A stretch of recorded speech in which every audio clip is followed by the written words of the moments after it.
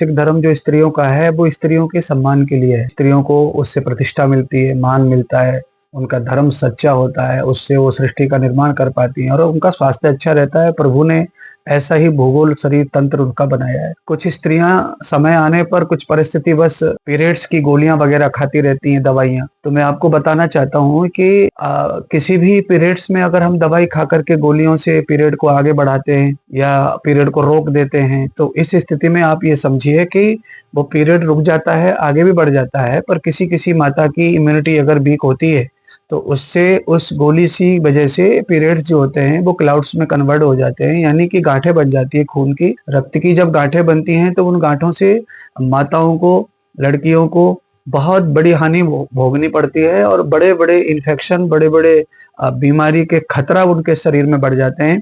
इसीलिए मैं चाहूंगा कि बहुत ही इमरजेंसी हो तो ही गोली खाएं। और साथ में मैं कहूंगा कि अंग्रेजी गोली के पीछे की साइड में लेपर पे लाल रंग का एक वो आता है छपा हुआ, अगर वो लाल रंग का है तो वो बहुत हैवी गोली मानी जाती है।